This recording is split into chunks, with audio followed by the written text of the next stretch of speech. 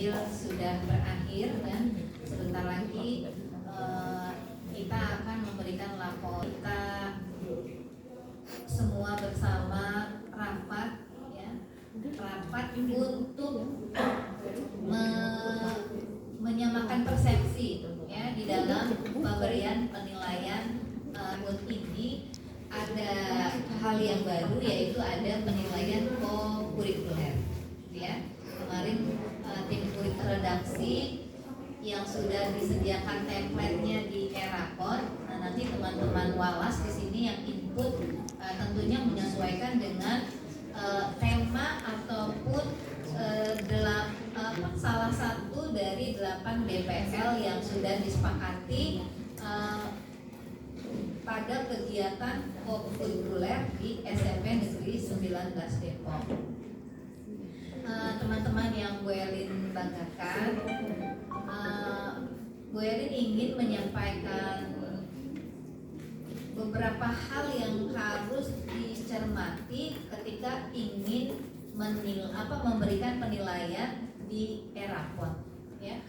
Karena sekarang sudah berbasis teknologi seperti itu, ijazah pun sudah ijazah, maka Bu Elin tuh ingin teman-teman itu memberikan penilaian itu sudah valid gitu ya.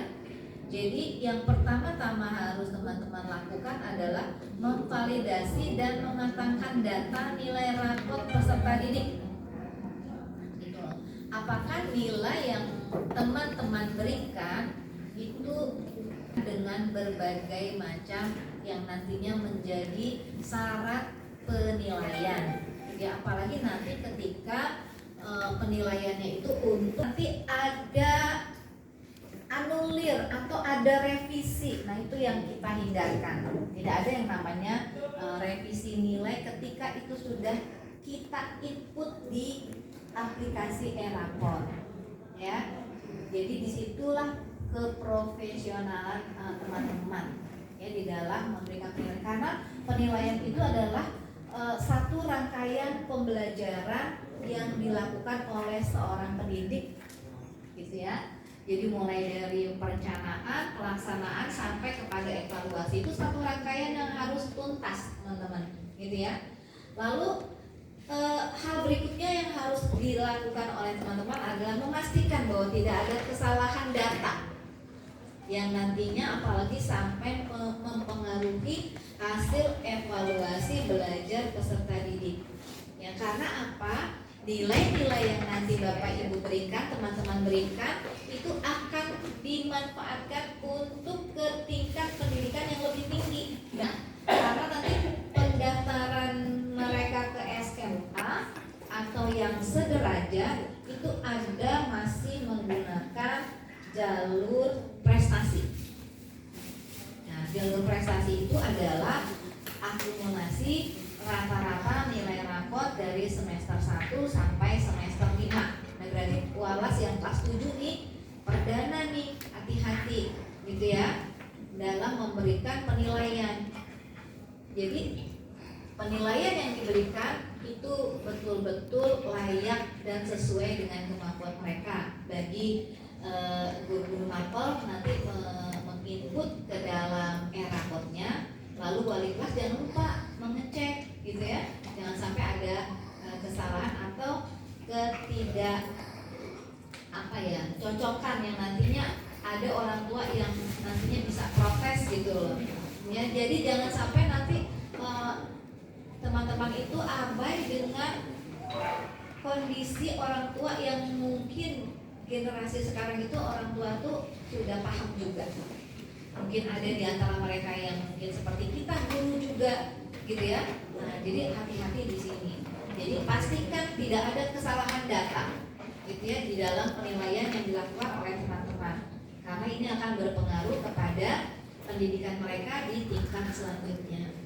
Lalu yang berikutnya, pastikan juga bahwa penilaian itu angka-angka yang teman-teman guru mapel input di Erapon itu akuntabilitas, bisa dipertanggungjawabkan. Ini penting banget. Ya. Ya, bisa dipertanggungjawabkan mulai dari prosesnya sampai terjadi nilai-nilai tersebut.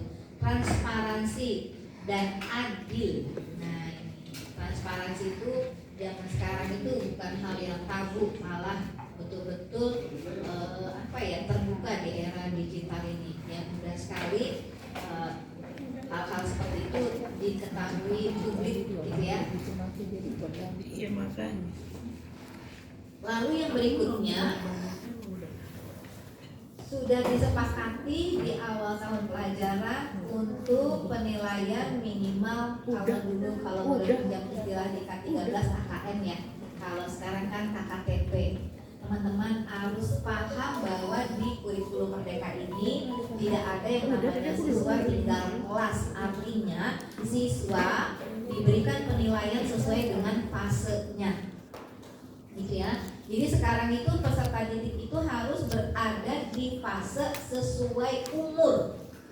Di kurmer itu intinya sesuai umur. Jadi karena SMP itu umurnya 13 ya, 13 sampai 15, maka umur 13 sampai 15 peserta didik itu harus ada di fase D. Walaupun kemampuannya mungkin belum sesuai dengan yang ada di fase D. Sudah dikatakan akuntabilitas, kemudian akuntabel, kemudian transparan dan adil dalam proses penilaiannya.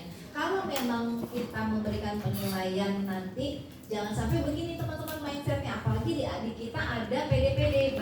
Kemarin kita sudah ada evaluasi tentang pendidikan inklusi, bahwa kalau anak PDPD atau misalnya itu udah aja lah di bawah KKN gitu atau di bawah KKTP, tidak boleh berpegang sendiri.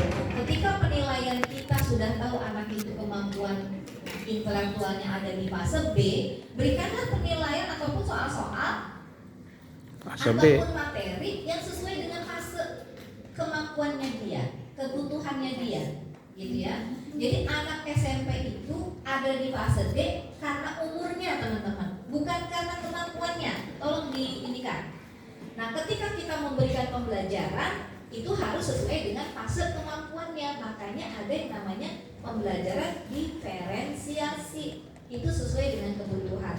Jadi kalau ada A, ada B, si A, si B gitu, sama-sama di kelas 9 misalnya, tapi ternyata kemampuan si A itu baru ada di fase B, boleh nggak yang teman-teman yang di fase yang A ini, yang kemampuannya rendah ini mendapatkan nilai 90 teman-teman? Boleh nggak? Boleh. Gitu loh. Sementara si B yang memang dia kemampuannya memang normal sesuai dengan fasenya, mendapatkan nilai 90 juga, apalagi gitu ya. Seperti itu. Jadi antara si A sama si B mendapatkan nilai 90 tapi dengan proses yang berbeda. Nah, di situ dinamakan pembelajaran berdiferensiasi tadi teman-teman. Gitu ya. Jadi kemarin penilaian SMP Negeri 19 untuk program pendidikan inklusi itu nilainya bagus banget dengan dua saudaranya, SMP 18 dengan SMP 8. Itu lebih dari yang lain. Tolong dipertahankan ya teman-teman, gitu ya. Jadi kemarin Pak Fitra sendiri sempat bertanya ya, kasih kurikulum ketika ada monitoring PSAS, bagaimana dengan soal-soalnya? Ternyata soal-soalnya kita sudah mulai. Kebetulan basisnya beliau kan BK. Nanti ada guru yang maju di sini, itu bisa dijadikan lagi di rapat ini. Nilai yang digunakan itu betul-betul sudah nilai yang sesuai dengan rutan. Kemarin gue yang melihat 4 kali nilai ulangan kalian ya, ditambah 1 kali nilai PS AS, berarti 4 banding 1 jumlah dibagi 5, gitu ya. Nah itu betul-betul penilaiannya itu sudah memenuhi, itu dicek masing-masing. Dicek lagi, gitu ya, di guru mapel kan input.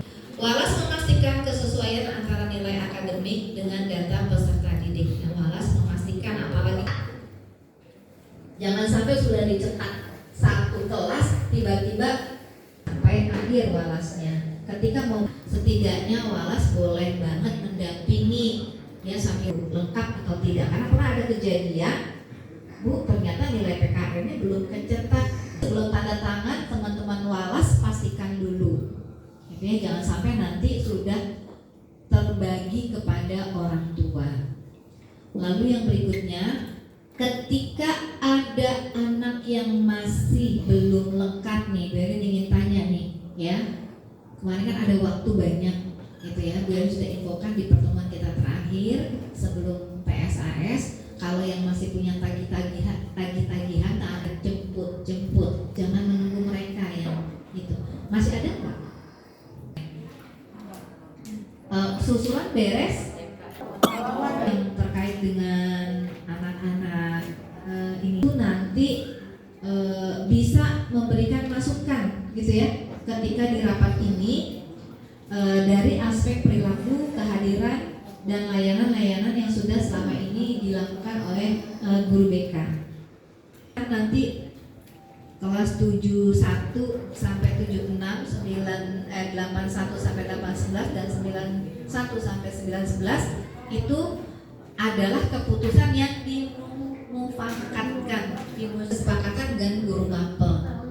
Ya, jadi selain atas nama Ajra ini ada kan?